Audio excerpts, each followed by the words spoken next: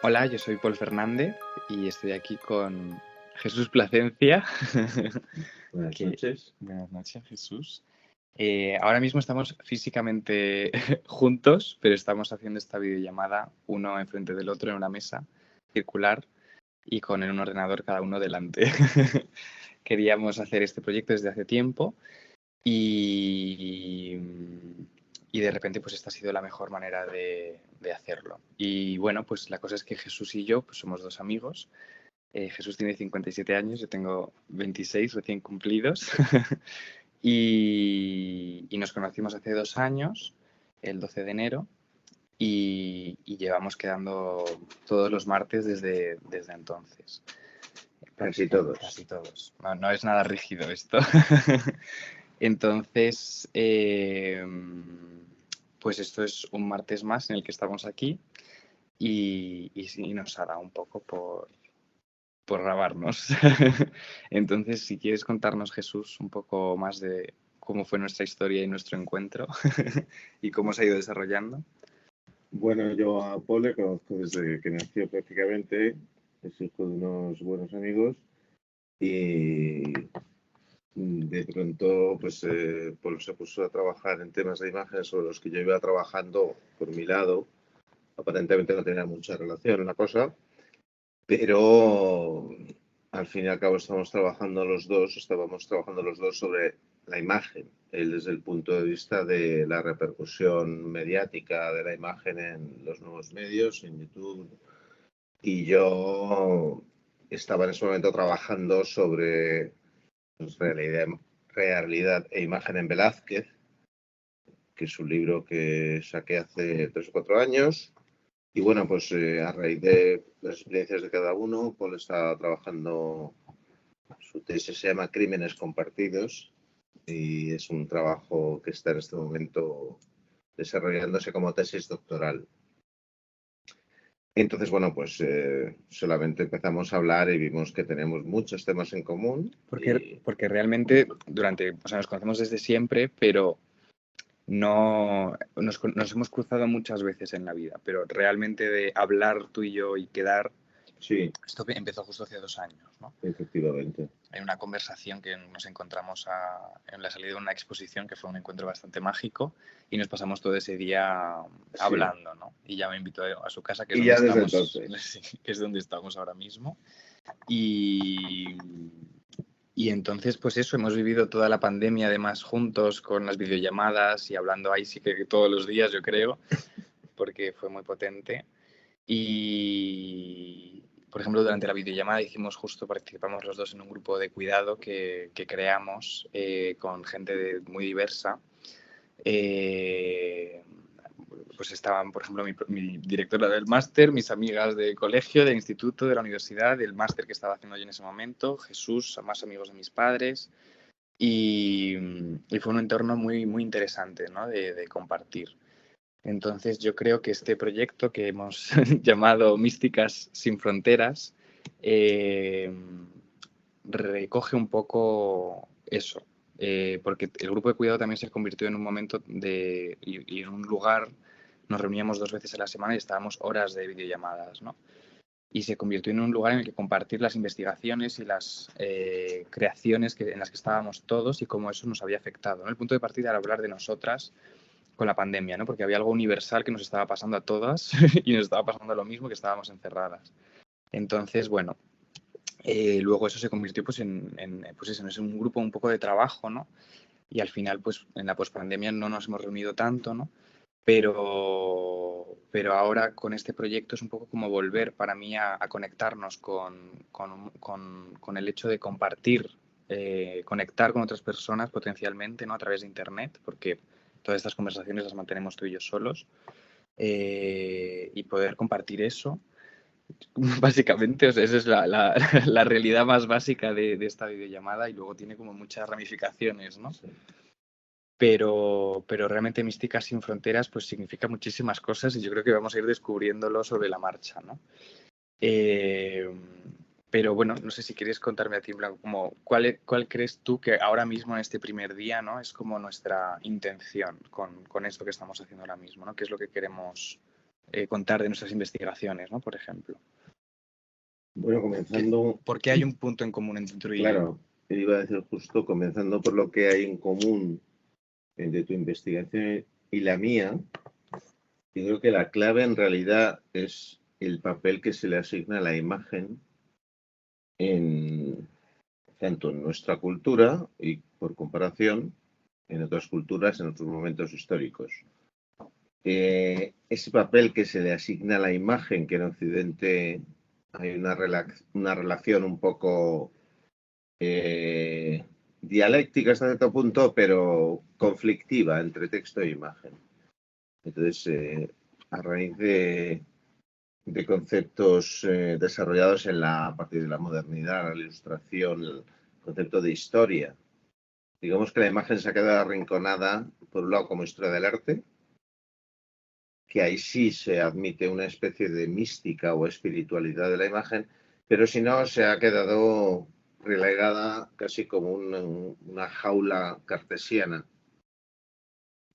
en la cual la imagen se supone que tiene una relación biunívoca con la realidad.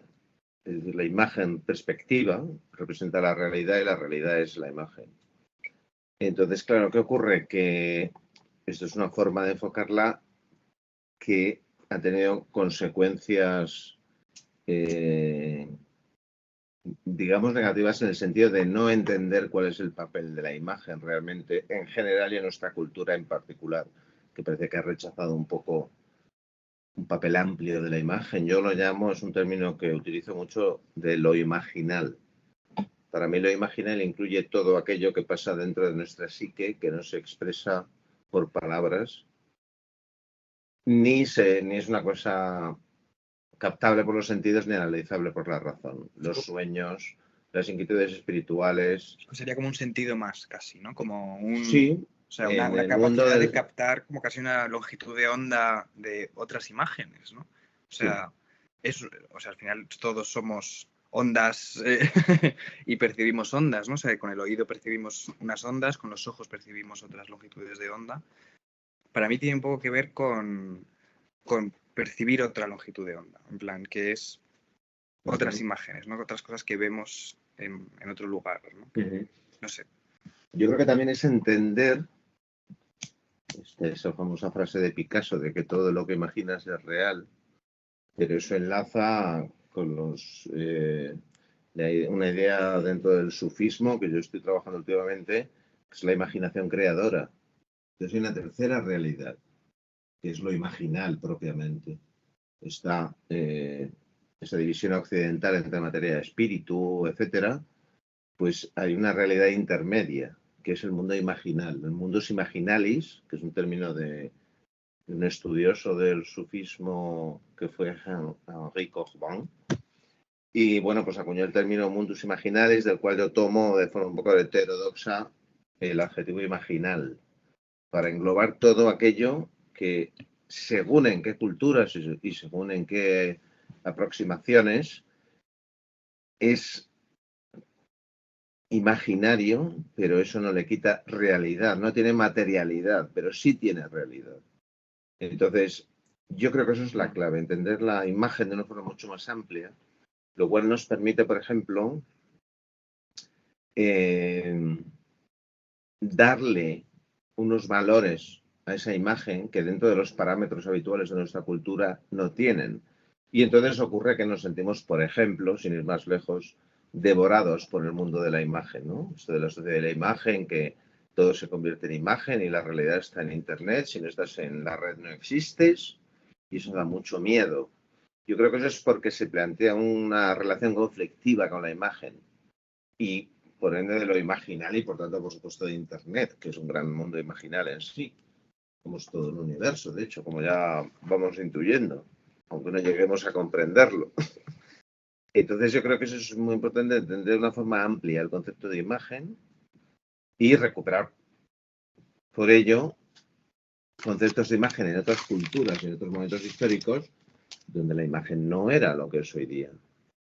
Que me ocurre dentro de nuestra propia cultura, en el barroco hispano en concreto, Y en otras culturas, pues en cualquiera de ellas. El único sitio casi de la única civilización que ha aceptado, o sea, que ha creado esta forma de imagen muy atada, decía antes, a la perspectiva, es esa forma de representación realista, objetiva, que anula todo lo fantasioso, todo lo fantástico como irracional si no se somete a las leyes de la imagen perspectiva, ¿no? Entonces, o sea, hay que salir de ese esquema para entender la imagen desde otro sitio. Y, por supuesto, incluyendo todo tipo de campos, o sea, psicológico, psicoanálisis, espiritualidad, mística. Es más como que es todos los campos, porque es lo que es, o sea, yo creo que, o sea, Mística sin Fronteras, mira, conectando con este proyecto, para mí las cosas que hemos estado hablando últimamente es como que la imagen es todo y que luego empiezan las fronteras y que las fronteras son parte de la imagen. O sea, creo que hablamos mucho, ¿no? Como es el lenguaje el que lo hace, pero el lenguaje al final es imagen, o sea, remite imágenes del mundo, se escribe, se pintan palabras, ¿no? En el texto oral y entonces al final todo a lo que remitimos es una imagen, siempre. Entonces, es como si estuviera lo imaginal, que al final estamos muy centrándonos en esto y es muy interesante, ¿no? Porque es como el punto de partida de nuestra conexión, al final se puede reducir a eso, ¿no? A lo imaginal.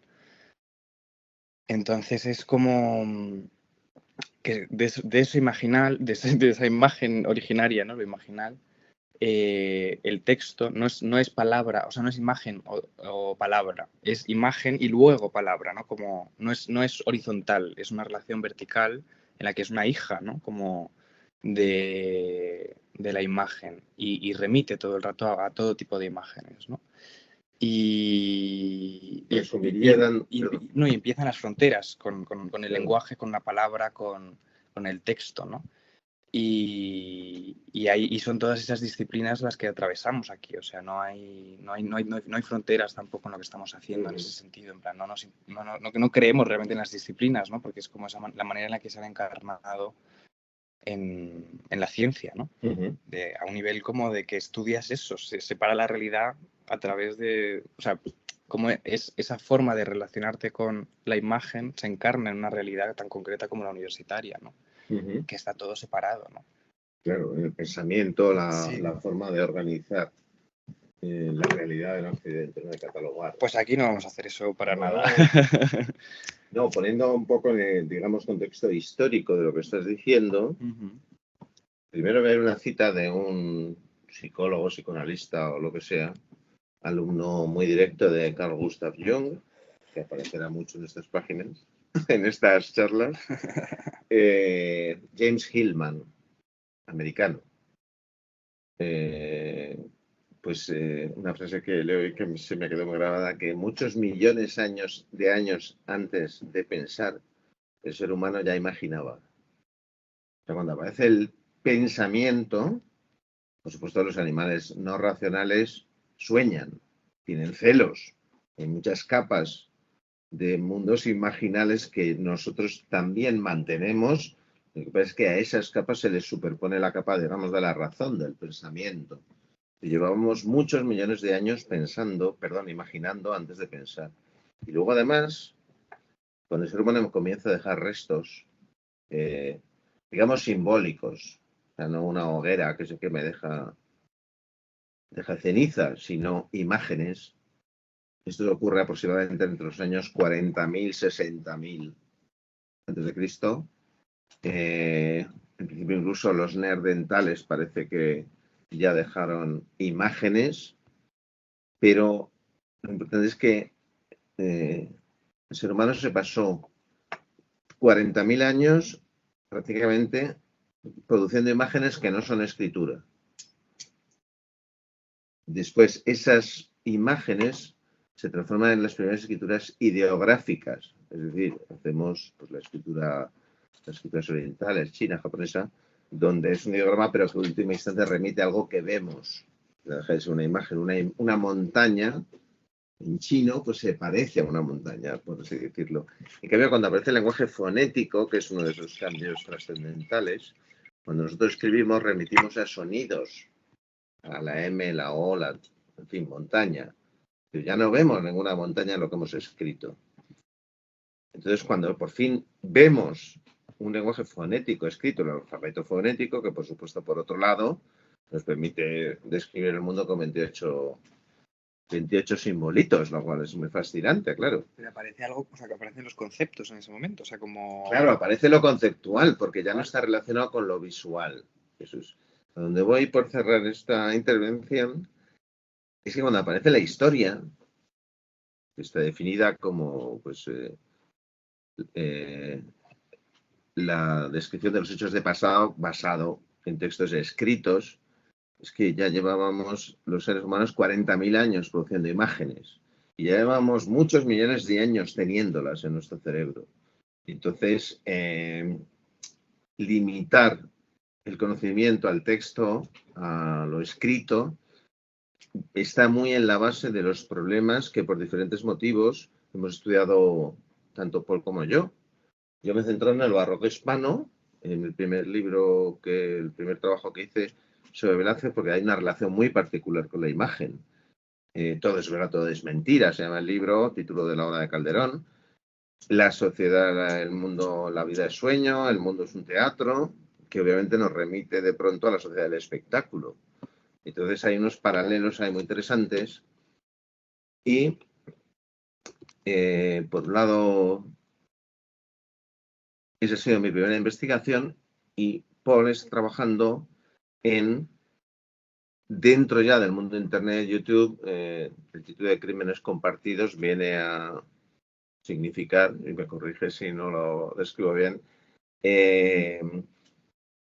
bueno, pues como hay gente que contra toda razón o contra toda lógica no solo comete un crimen, sino que lo graba y lo cuelga y, por supuesto, se autoinculpa.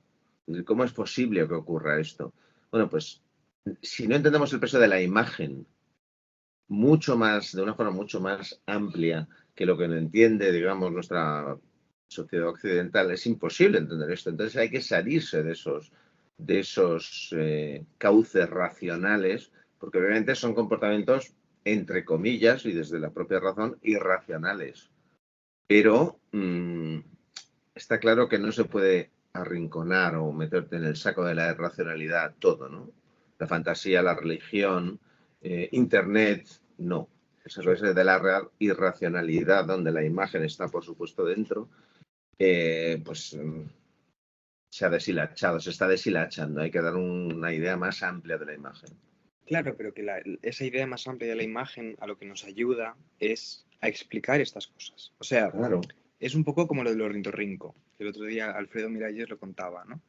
Que será invitado a Místicas sin Fronteras porque es una gran referencia para nosotras. Y el ornitorrinco de repente, o sea, con todo el rollo de catalogar las especies, ¿no? De hacer esta taxonomía brutal de todo lo que existe, ¿no? Que es una cosa muy de la ciencia, aparece un animal que se salta todas esas fronteras, precisamente. Un animal sin fronteras, como es el ornitorrinco. Y Alfredo me encanta porque el otro día contaba que cuando llega a clase en la Universidad de Ana Carlos III, lo que saluda como hola ornitorrincos, ornitorrincas y ornitorrinques. Todas las clases. Bueno, me encanta. Y pues es los crímenes compartidos son un poco como el ornitorrinco, realmente. Entonces, y como Velázquez. O sea, Velázquez también aplica muy bien. Era muy buen ornitorrinco, claro. Velázquez. Inclasificable. Claro. O sea, de hecho, yo creo que al menos mi investigación tiene mucho que ver con encontrar toda una serie de cosas inclasificables y reunirlas, ¿no? Que me parece una cosa como muy queer, ¿sabes? Como muy... que yo no tengo ni idea, la verdad, al día de hoy me tendré que poner a leer cosas queer, pero no he estado hasta ahora para nada en esa vía académica, ¿no?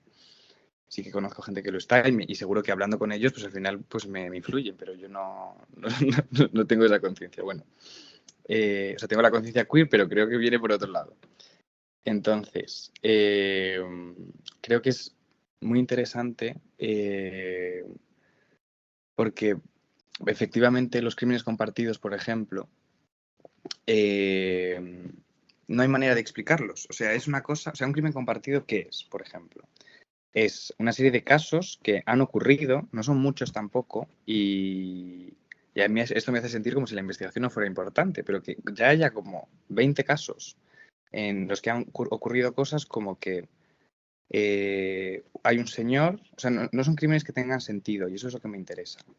Un señor que ahora mismo, creo que era Stephen Flanagan, está en su coche grabándose en su móvil, se está grabando, y entonces está quejándose porque en el trabajo pues nadie se da cuenta de que existe.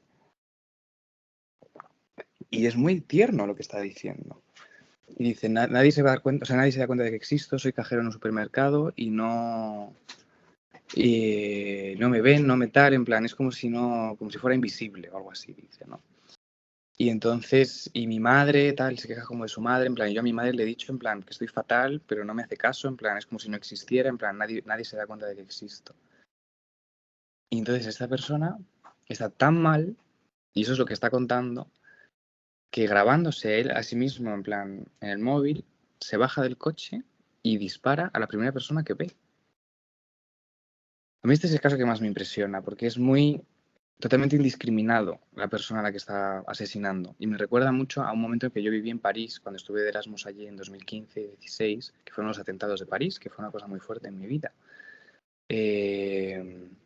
A mí el que más me impresionó fue uno que habían ido a un bar a matar a gente y entonces iban por la calle y iban disparando a cualquier persona en plan que se encontraran. Daba igual, el cuerpo de esa persona representaba Occidente, ¿sabes? A un nivel super bestia, y daba igual que fueran intercambiables.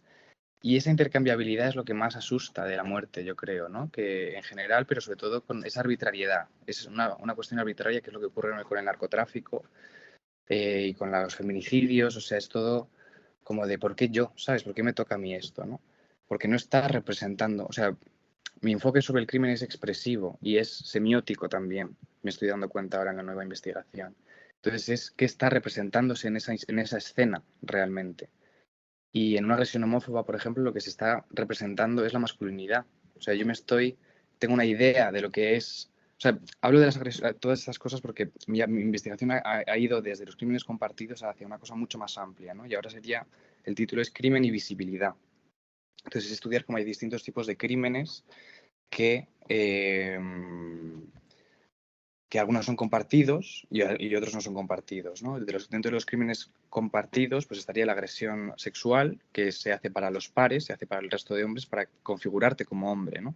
Y la violencia se convierte en una manera de... Esto es lo que me contaste de Rita Segato. Rita Segato y Alan Fiske, que lo que dicen es que la violencia siempre es una manera moral, de alguna manera, de sostener la sociedad. O sea, siempre se está sosteniendo la sociedad con la violencia. Y en una agresión sexual cobra sentido también como una cosa muy horrible y muy sin sentido, porque lo que dice Rita Segato es que no es libidinal, que lo que están buscando es otra cosa y lo que están buscando es la mirada. Entonces es un crimen compartido.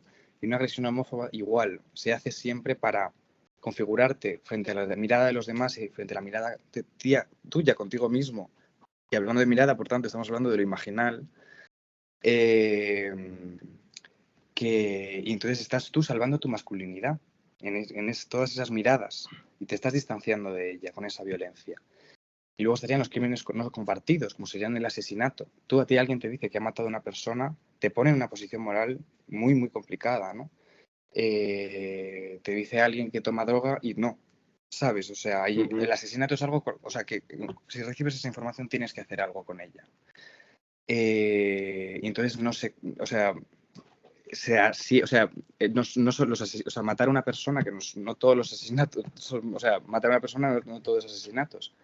O sea, la pena capital, una guerra, las personas que mueren todos los días por todas las causas del mundo, que son personas prescindibles, ¿no? Eso es matar a gente al final.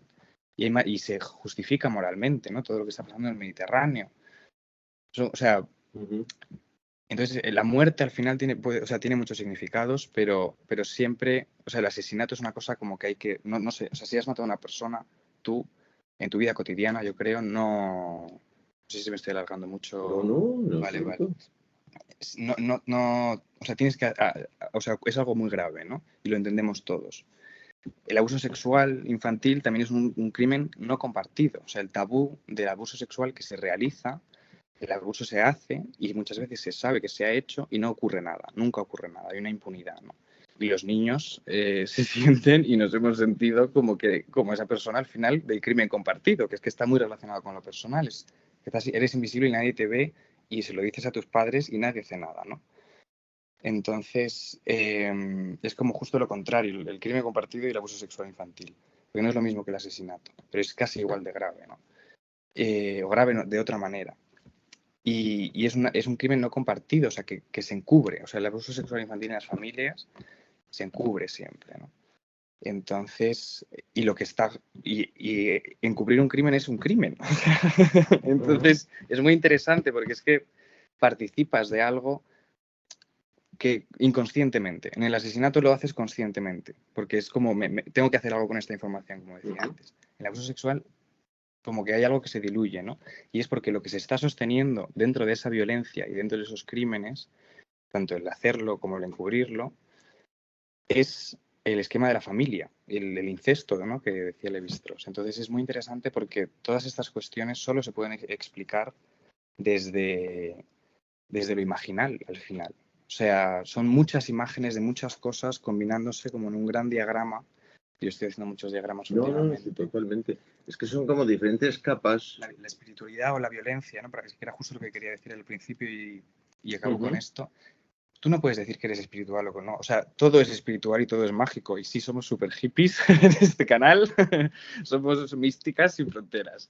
Y entonces, la espiritualidad es todo. Otra cosa es que tú pienses que hay fronteras, ¿no? Y con lo imaginal igual, ¿no? Y con la violencia igual. O sea, pues parece que son cosas que son residuos de la realidad ordenada, como el ornitorrinco, pero en realidad son lo que están sosteniendo por debajo desde lo imaginal. Claro, totalmente. Es que el tema también, claro, lo que al final nos une a ti y a mí en las investigaciones, que es eso que vamos a llamarlo imaginal. Para mí lo imaginal es, me gusta la palabra porque, digamos, incluye lo espiritual como una de esas cosas que están aquí dentro y que no tienen ni expresión física, ni casi muchas veces se pueden explicar con palabras.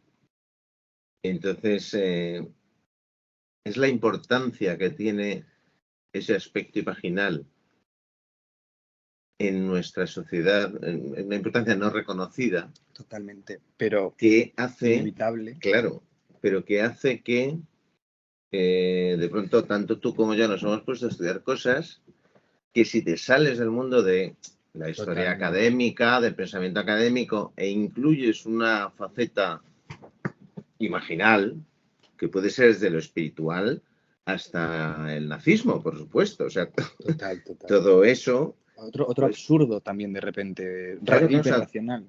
Todo eso, de pronto te pones a enfocarlo desde, por así decirlo, desde la imagen y empieza todo a cuadrar y empieza todo a tener sentido. Y voy a poner el ejemplo. Por fin, o sea, de alguna manera es Claro, como, claro, para por mí, fin esto tiene, o sea, claro. puedo vivir un poco tranquilo y no No, y sobre todo que eso que quedaba en el saco de la irracionalidad, Sí. en ese lado oscuro, Ujú. que bueno, es una cosa insondable, ¿no? Sí. Pues es que tiene de pronto hasta, digamos, explicaciones. A mí me pasó, de hecho, yo empecé con todos estos temas hace como 10 años, cuando descubrí el libro de David Hockney, El conocimiento secreto, que habla de, del uso por parte de pintores a partir del primer renacimiento de óptica, es decir, de imágenes ópticas, para obtener ese realismo fotográfico que a mí siempre me había fascinado. Es decir, ¿cómo es posible que un pintor, por ejemplo, Jean Van Eyck, esté trabajando en 1420-25 y sus cuadros remitan a una tradición más o menos tardo medieval y de pronto haga un retrato fotográfico?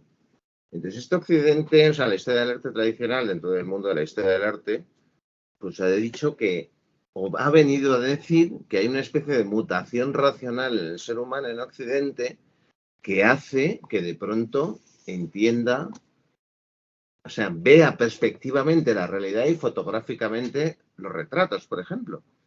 Entonces, claro, esto de la mutación racional, no. ¿Qué ocurre? Que David Hockney sacó un libro muy polémico en su momento, porque escocía, donde decían, no señores, si aparecen retratos fotográficos es porque empezamos a usar óptica, imágenes ópticas que se calcan y se copian.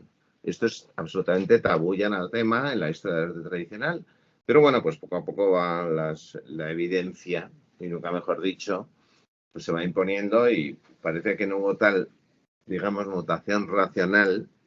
Me dice el propio Hockney, un libro muy irónico, muy british.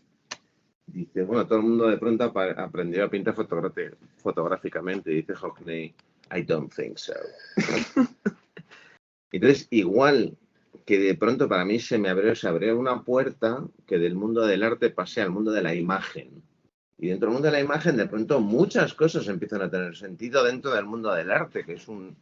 Que hay muchas cosas que no lo tienen. Y hay muchas explicaciones dentro de la academia, del mundo del arte más convencional, que desde luego no tienen ni pie ni cabeza, una vez visto desde fuera, ¿no? A mí me parece muy interesante, por ejemplo, si quieres hablar un poco de los retratos de Al-Fayum, de las miniaturas, de toda una serie de imágenes que me has estado enseñando últimamente, gracias a Internet, que es uno de nuestros grandes temas de conversación, va a ser Internet, eh, que es de repente poder acceder, ¿no? Por ejemplo, a un montón de imágenes de todas esas cosas que están en todo el mundo y verlas todas una detrás de otra, ¿no? Entonces es un acceso que ahora está todo separado, ¿no? Por los museos, ¿no? Y tienes un trozo de la Acrópolis en un historia del arte sitio. español, historia del arte francés, historia del arte italiano. Claro. Entonces ese tipo de clasificaciones es que se han caído totalmente, no tiene ningún sentido plantear, o sea, todo es mucho más transversal, no hay fronteras, Claro, no hay, y además no hay que no las frontera. hay, o sea, que cuando te pones a estudiarlo,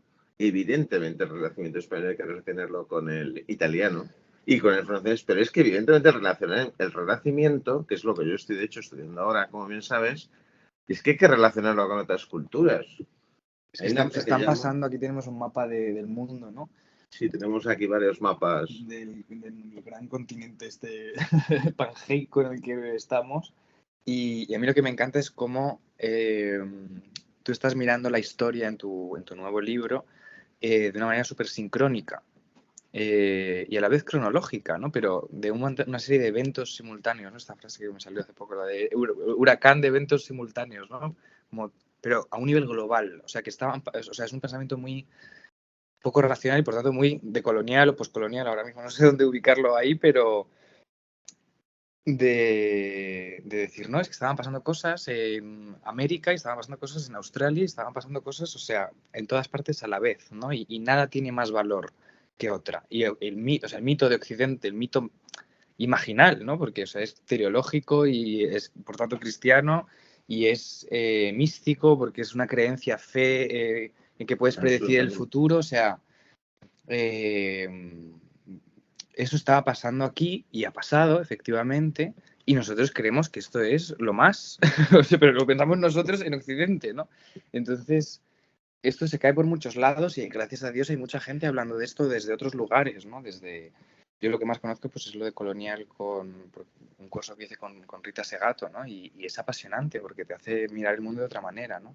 Hay una novela que para que todas estas cosas se entiendan bien, que me gusta mucho aterrizar las cosas de la metafísica a la física, es una novela de Chimamanda Ngozi Adichie, no sé pronunciarlo muy bien, que se llama Americana. Entonces es un poco autobiográfica y es como de una chica nigeriana, que en principio es ella, ¿no? Negra, va a Estados Unidos a estudiar, a currar y tal, y acaba en Princeton, ¿no? Entonces es ella como reflexionando en su blog sobre la raza y sobre el racismo en Estados Unidos y cómo de repente al llegar a Estados Unidos se convierte en una mujer negra, que hasta ese momento no lo había sido, claro. Entonces todo su trippy por Estados Unidos en el que de repente es negra y eso significa una cosa súper distinta. ¿Sabes? Esa imagen al final de una persona significa una cosa totalmente distinta en Estados Unidos que en Nigeria, evidentemente. Donde nunca había supuesto un problema y, o sea, no era imaginable, ¿sabes? De nuevo, imaginable. Claro. Es otra imaginación al final, o sea, es toda la cultura, cada cultura pues es una creatividad colectiva y una creencia colectiva en esa creatividad. Una creencia colectiva absoluta. De hecho, sobre el tema de Occidente, digamos en el momento del libro, el segundo libro que estoy ahora, sobre el que estoy ahora trabajando, luego hablaré de él con un poquito, vamos, por introducirlo, pero que hablo yo lo llamo los 3 nacimientos virginales de Occidente.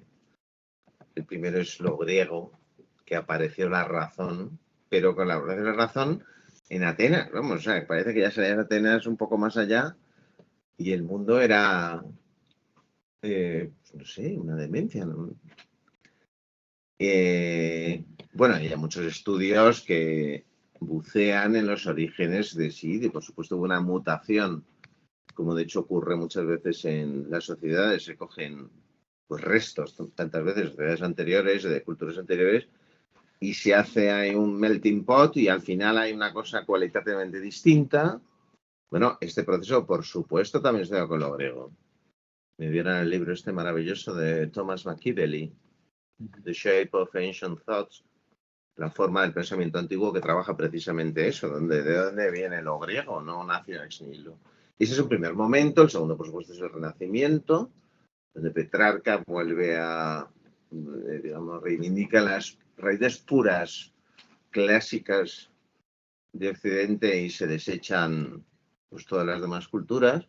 Y el tercero, claro, pues el neoclasicismo. Ya es como remache, porque entonces ya se idealiza el Renacimiento, que había idealizado ese nacimiento virginal, ex nihilo, donde parece que efectivamente es como que llegas a la frontera de hoy día, por ejemplo, la Unión Europea, y de ahí para allá es la sin razón, ¿no? Entonces, bueno, son esquemas que ahora ya casi hasta nos pueden hasta hacer gracia. Pero es que hasta hace nada, era el canon absoluto. Es muy fuerte. O sea, lees textos de hace 100 años, que no es tanto. Bueno, desde justificar la inferioridad de negros y judíos con pruebas científicas, hasta la inferioridad de la mujer y lo que quieras, la enfermedad de la homosexualidad, lo que quieras. Todo se justificaba científicamente dentro de un sistema que de pronto pues está haciendo aguas por todos los sitios, ¿no? Total. Ha sido una ficción colectiva. Ahí está, pero precisamente la clave es que somos como la única civilización que se ha pensado que lo que ellos piensan no es una ficción colectiva. Eso es. Eso es lo más fuerte. O sea, la diferencia entre nosotros y los demás es que lo nuestro no es ficción colectiva. Lo nuestro es llegar a través de la razón. Bueno, pues llegar a través de la razón, claro que es una creencia, sí, por supuesto. Claro. Entonces, sí, pero es una creencia como las otras, al final. Por supuesto. Pero es como... Tiene como mucha más violencia epistemológica, no sé cómo decirlo de otra manera, mucha menos violencia para las almas, ¿sabes? De la gente. Tiene mucha más, porque es como... O sea, a mí cada vez me interesa más el mundo de las matemáticas. O sea, que mi familia ha estado muy presentes, pero yo siempre he sido como... porque me tocaba ser ingeniero.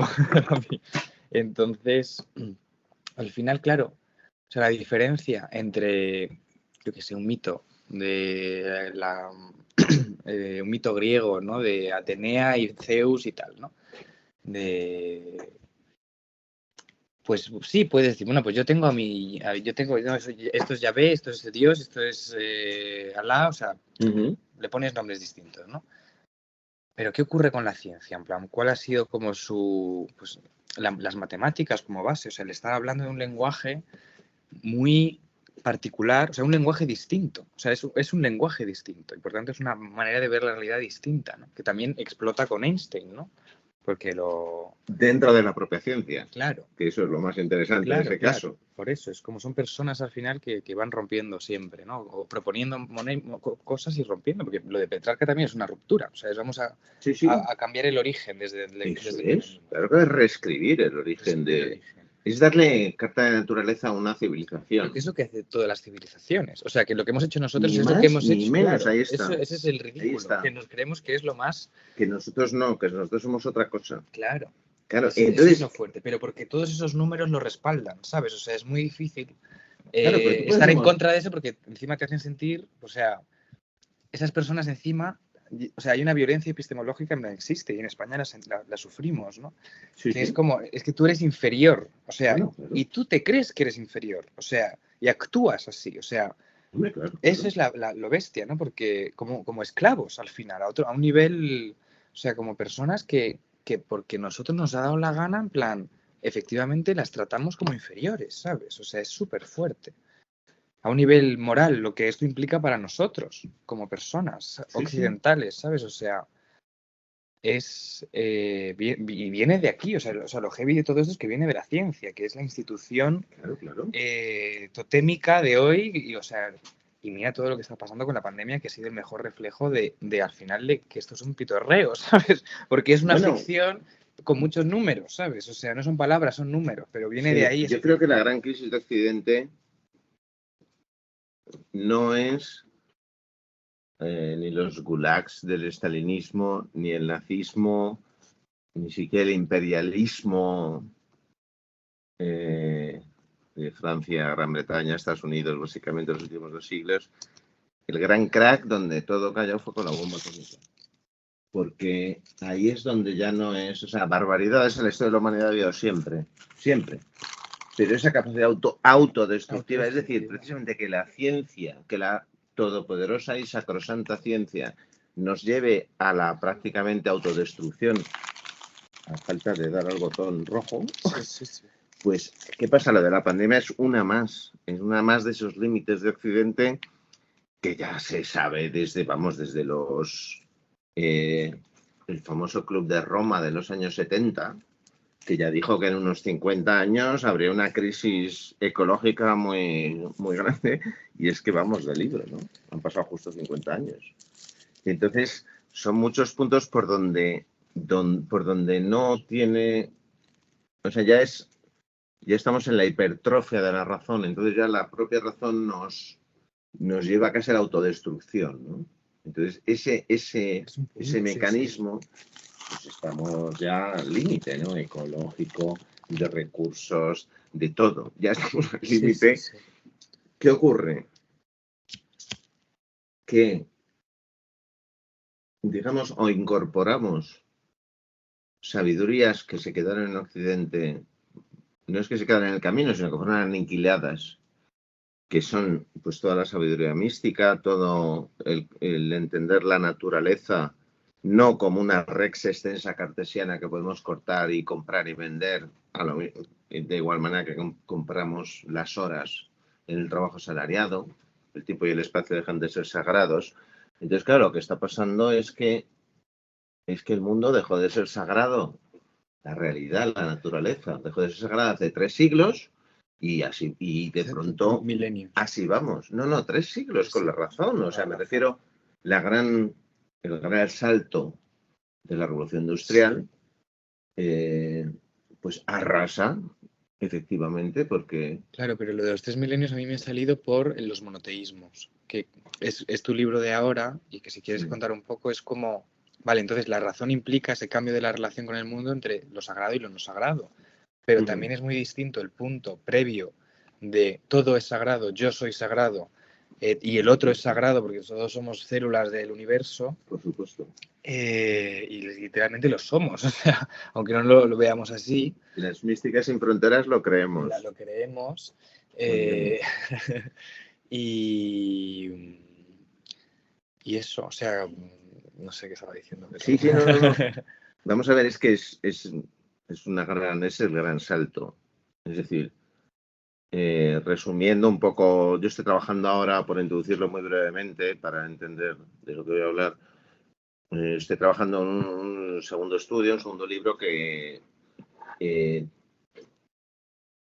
la pregunta, digamos que la pregunta que dio origen a este segundo estudio es ¿por qué aparece la perspectiva?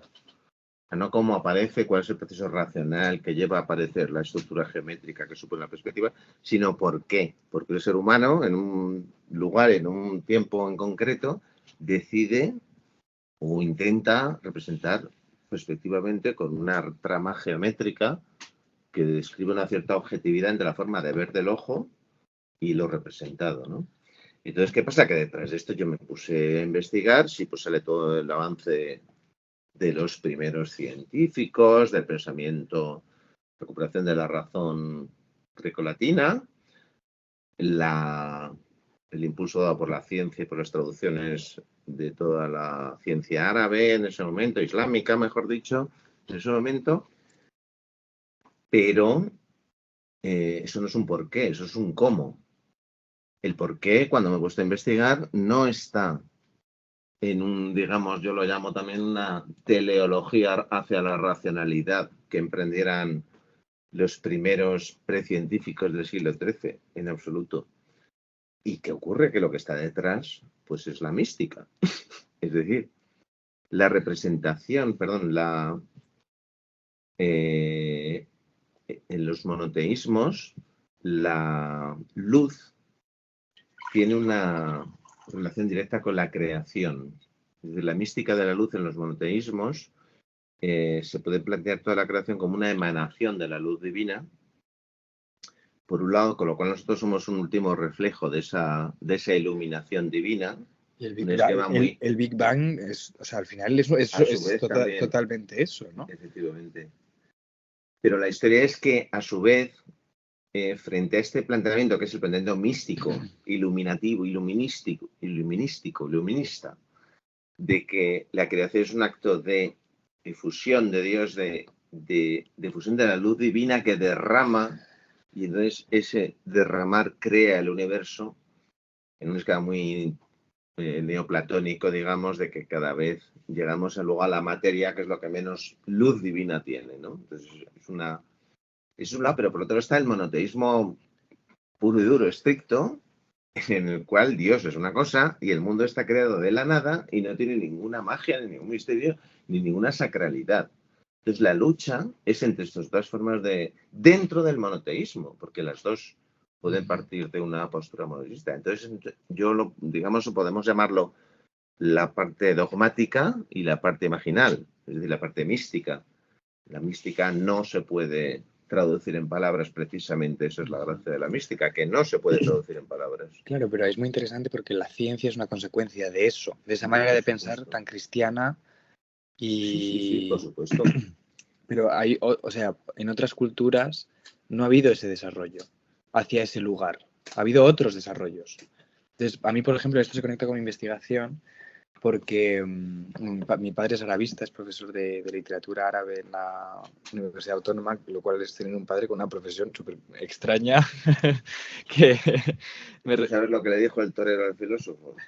José Ortega Gasset fue a las ventas y no sé, fue el Gallo o uno de estos. Y le preguntó el torero a Ortega, ¿y usted a qué se dedica? Y le dijo Ortega, yo soy filósofo. Y dijo el torero, ¿hay gente para todo? Pues hay gente para todo. Y pues eso, hay gente para todo.